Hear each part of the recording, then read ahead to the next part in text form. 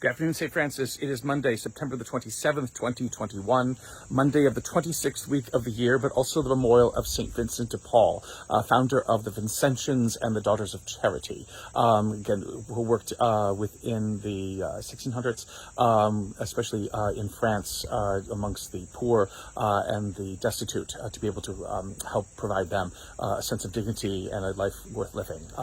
Vincentians also went on to found a number of universities, Niagara University, St. John's University, I believe, also in New York State. But here, still on location in Connecticut, getting ready to come back to North Carolina. So just a short little reflection for today is also my sister Joanne's birthday, so happy birthday to her.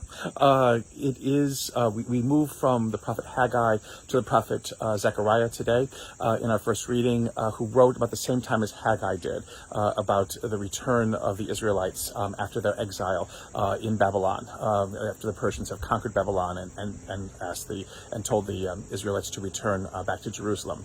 What Zechariah writes about is how all this seems impossible, that the destruction of the city by the Babylonians, the putting into exile of the remnant of Israel that was left, never could seem to come back together again. It could never ever fix what had gone wrong. And yet God says, I fix all kinds of things. And Zechariah gives this wonderful prophecy of the old and young littering the streets again of Jerusalem with life and vitality and joy and enjoyments, because God can do all things, because nothing is impossible for God. All things are possible for God.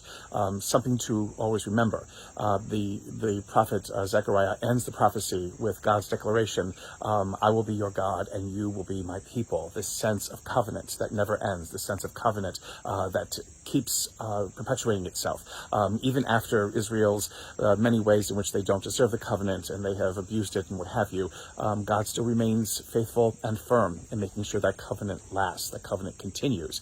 It is something for us always to remember of our God, who doesn't want to judge or punish, but a God who, again, wants to give life and give more life and allow us to achieve possibilities we might not think possible, and even possibilities that we might find unimaginable.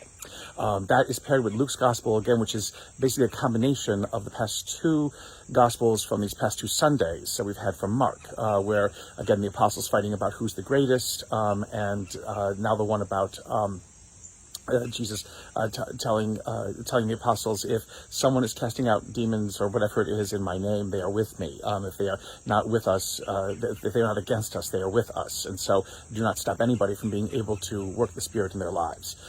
Luke combines those two together. Again, the whole understanding of being a disciple of Jesus is about service and giving of ourselves, and again, not judging who is the better servant or who is the one who is more faithful to Christ, or the better Christian, or the more faithful or devout Christian. Again, so many times, in obituaries, we get that this individual or that individual was a devout Christian, a devout Catholic, a faithful Catholic, and sometimes it may just come down to the fact that they gave to the collection every week. It is much more than that. And to take on that designation of being a devout, faithful Catholic or a Christian or a believer is something we have to be very, very careful about, because the sense in which all people are called to this sense of faithfulness and devotion in whatever they do and however they do it is something that God expects of all of us at all times, and even those who might not seem to be the ones best suited to witness to us faithfulness and devotion to God's way of living and to the way that God wants us to live, perhaps doing it better than even the holiest or the most devout among us, who basically themselves are the ones first to say that they are holier and more devout than others. It isn't about what we say, but what God can say through us that matters. And may the Lord give you his peace.